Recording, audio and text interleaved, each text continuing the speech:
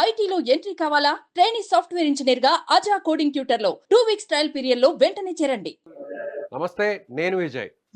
మోహన్ బాబు కుటుంబంలో జరుగుతున్నటువంటి వివాదాల నేపథ్యంలో అక్కడికి కవరేజ్ నిమిత్తం వెళ్ళినటువంటి కొంతమంది జర్నలిస్టుల మీద మోహన్ బాబు దాడి చేయడం జరిగింది. ప్రస్తుతం వారందరూ కూడా హాస్పిటల్లో చికిత్స తీసుకుంటున్నారు. దీనిపై ఇప్పటికే జర్నలిస్ట్ సంఘాలంతా కూడా అటు ఏపీలోను తెలంగాణలోను ఆందోళనకు దిగాయి. మనతో పాటు జూమ్ కాల్లో ఉన్నారు TUWJ ప్రధాన కార్యదర్శి విరహత్ అలీ గారు. సార్ నమస్తే విరహత్ అలీ గారు. అంటే జర్నలిస్ట్ సంఘాల స్టెప్ ఎలా ఉండబోతుంది? ఇప్పటికే అతని పరిస్థితి కూడా సర్జరీ కూడా చేయాల్సినటువంటి సిచ్యువేషన్ ఉంది అంటున్నారు.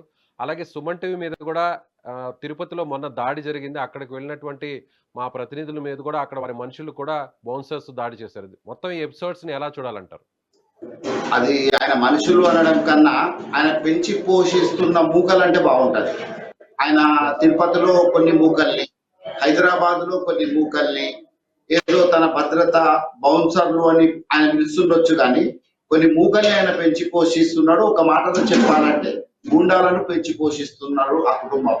ప్రధానంగా మోహన్ బాబు నిన్న అయితే చర్యకు పాల్పడ్డాడో అది యావత్తు తెలంగాణలోనే కాదు, దేశవ్యాప్తంగా ఇవాళ చర్చనీయాంశమైంది. అంటే అతని మతి ఎంత భ్రమించింది అనేదే చర్చించుకుంటున్నారు.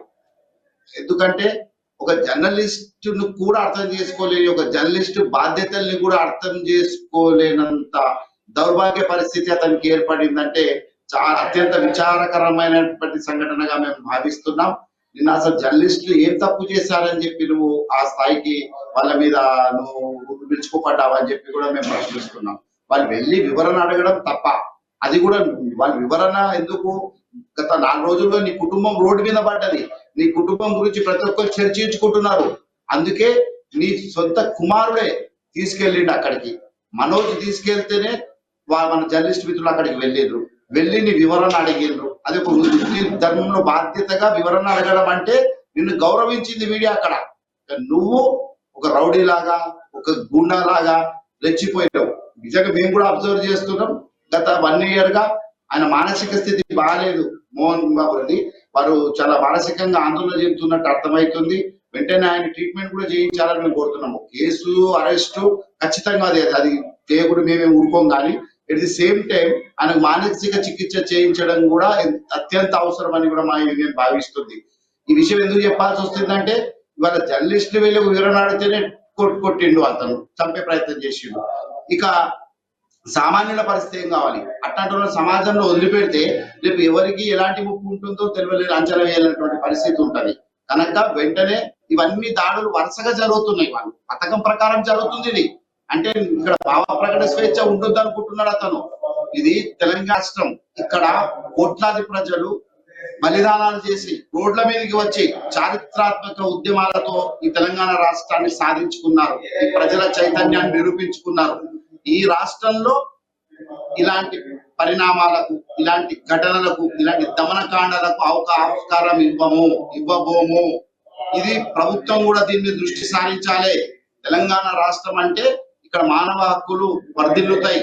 అట్లాగే ఇక్కడ భావ ప్రకటన స్వేచ్ఛకు ఆటంకం ఉండకూడదు, మాట్లాడే స్వేచ్ఛ ఉండాలి, ప్రజాస్వామ్యాన్ని బతికించాలి రాష్ట్రంలో. అప్పుడే దేశంలో కొత్తగా సాధించుకున్న ఈ రాష్ట్రానికి సార్థకత ఉంటుంది. కానీ ప్రభుత్వం ఏం కింద జోక్యం చేసుకోకుండా ఏదో తూతు మంత్రంగా 2-3 కేసులు పెడితే మేము ఊరుకోము. అసలు అతని మీద హత్యాయత్నం కేసు కావాలని మేము 2 రోజులు నిన్నట్టు అదే డిమాండ్ చేస్తున్నాం. హత్యాయత్నం కేసుని వెంటనే నమోదు చేయాలి, అరెస్ట్ చేయాలి. కొద్దిసేపటి కిందటే హెల్త్ బులెటిన్ కూడా రిలీజ్ చేయడం జరిగింది. అంటే మోహన్ బాబు గారి ఆరోగ్య పరిస్థితి మీద, అంటే ఆయన మానసికంగా బాగా ఆందోళనకు గురయ్యారు, హైపర్ టెన్షన్ తోనే హాస్పిటల్లో అడ్మిట్ అయ్యారు, కాబట్టి ఒత్తిడిలో ఉన్నారనేటువంటి విషయాన్ని వైద్యులు చెప్పారు. సో ఆ ఒత్తిడిలోనే, ఆ హైపర్ టెన్షన్ లోనే, అంటే 3 రోజుల నుంచి ఆ గొడవ జరుగుతుంది కాబట్టి ఆ ఒత్తిడిలోనే మీడియా మీద దాడి చేశారు అనేటువంటి విషయాన్ని అక్కడ చెప్తున్నట్టుగా తెలుస్తుంది. దానిపై ఏమంటారు? అరెస్ట్ వ్యవహారం రాగానే తనకు ప్రమాదం ఉండబోతు పోలీసుల నుండి అని వాళ్ళకి ఏమైనా సూచనలు సంకేతాలు వచ్చిన వెంటనే ఆసుపత్రుల్లో చేరడం, అక్కడ ఆసుపత్రులను కూడా మేనేజ్ చేసుకొని హెల్త్ బులెటిన్ రిలీజ్ చేయడం అనేది సర్వసాధారణంగా కొంతమంది ఇలాంటి మహానుభావులు చేసే పని. అది హైపర్ టెన్షన్ నిన్నటిది కాదు. ఇది ఆయన 7 ఏడాది కాలంగా ఆయన దగ్గరికి వెళ్ళి అబ్జర్వ్ చేస్తున్న వాళ్ళు చెప్తున్నారు, చాలా మానసిక స్థితి బాగాలేదు అతనిది. అంత గందరగోళంగా చేస్తున్నాడు, ఎవరితో ఎట్లా మాట్లాడుతుండో తెలుస్తలేదు, ఆయన నడవడి ఏందో తెలియట్లేదు. అతని ప్రవర్తన గురించి చర్చ జరుగుతుంది. కొత్తగా ఏం కాదు అతని ఆరోగ్య సమస్య, ఆరోగ్యానికి సంబంధమే లేదు. తాను చేసుకునే పనులన్నీ బాగానే చేసుకుంటున్నాడు. అలాగే అలాగే నిన్న అజయ్ మరి గారు ఆడియో రిలీజ్ కొద్దిసేపటి కిందటే లేటెస్ట్ గా విష్ణు కూడా ఆయన కూడా మీడియా ముందుకు రావడం జరిగింది. ఆయన కూడా ఏమంటున్నారంటే మా నాన్నగారి తరపున నేను మీడియాకు క్షమాపణ చెప్తున్నానంటూ కూడా చెప్తున్నారు. అదేవిధంగా దానికి ముందు మనోజ్ కూడా మీడియాతో మాట్లాడారు. మా ఫాదర్ తరపున నేను సారీ చెప్తున్నానంటూ కూడా ఆయన చెప్తున్నారు. ఆయన కూడా ఖండించారు. ఇప్పుడు దీన్ని ఎలా చూడాలంటారు? అంటే వాళ్ళ ఇద్దరు కుమారులు కూడా మీడియాకు సారీ చెప్తున్నారు. ఇక్కడ మనం ఒకటి ఆలోచించాలి. చంపి కూడా నేను క్షమాపణ చెప్తున్నా, సారీ తెలియకుండా అతను చంపేసిన, ఏమనుకోవద్దు, నువ్వు క్షమించండి అంటే న్యాయమా? బలమైన తగిలినాయి, ఆసుపత్రి నుంచి రిపోర్ట్స్ వచ్చినాయి, హెడ్ ఇంజరీ ఏ స్థాయికి వచ్చింది, ప్లాస్టిక్ సర్జరీ చేయాలి అతనికి, నరాలకు కూడా కొంత డ్యామేజ్ అయిందని చెప్పి. ఇది ఇంత తంతు నడుస్తుంటే సారీ నేను చెప్తానంటే కొట్టి నేను సారీ చెప్తా అన్నట్టుగా ఉంటుంది. అంటే ఈ ఆంగ్లేయులు దేశానికి వచ్చి దోపిడంతా చేసుకొని ఏమనుకోవద్దు, సారీ మేము వెళ్ళిపోతున్నాం అని అన్నట్టుగా నాకు అనిపిస్తుంది. శిక్ష మళ్ళీ ఇలాంటి సంఘటనలు పునరావృతం కావద్దంటే శిక్షలు పడాలి. పడితే ఆ వాల్యూ తెలుస్తుంది. ఒక సంఘటనలో శిక్ష. మోహన్ బాబు గారు కూడా ఒక ఆడియోని రిలీజ్ చేశారు. ఆడియోలో కూడా ఆయన మీడియా గురించి కూడా ప్రస్తావించారు. ఏమన్నారంటే మీడియా జర్నలిస్టులు వాళ్లకు టీఆర్పీ రేటింగ్స్ వ్యూస్ రావడం కోసమే ఇలా ఉన్నది లేనట్టు లేనిది ఉన్నట్టు కల్పిస్తారు అంటూ ఆయన మాట్లాడారు. దాని మీద ఏమంటారు? అది నేను విన్నాను ఆయన ఆడియో. ఏదో అసలు ఆశ్చర్యం వేసేది. అంటే కొట్టి తిట్టి తిట్టబోరా ఏదో తెలంగాణలో ఒక సామెత ఉంటది. అది ఆయన ఎక్కడ కూడా నేను చేసింది తప్పు, నిజంగా నేను ఏ క్షణంలో చేసిన తప్పు, నన్ను క్షమించండి, నన్ను మన్నించండి అని చెప్పి ఆయన వేడుకోలేదు. ఏదో కహానీ చెప్పుకుంటా మీడియా అంటే తనకి ఏదో ప్రేమ ఉన్నట్టు, వెళ్ళబోసి ప్రేమ ఉన్నట్టు అన్న కూడా నటన ఒక సినిమా స్క్రిప్ట్ లో ఎట్లా చెప్తారో అట్లా చెప్తున్నాడు ఆయన ఆడియో. చివరిలో ఐ లవ్ యూ కూడా చెప్పారు. మీడియాకి పోలీసులకి జర్నలిస్టులకి ఐ లవ్ యూ అని కూడా చెప్పారు. ఈ కేసులో పూర్తి స్థాయిగా పోలీసులు చిత్తశుద్ధితో పనిచేయని పక్షంలో మేము డీజీపీ కార్యాలయం ముందు కూడా ఆందోళన చేయడానికి సిద్ధమవుతున్నాం. దానికి కూడా నిన్ననే నేను పిలిపించాను. ఖచ్చితంగా మేము ఆ పని కూడా చేస్తున్నాం.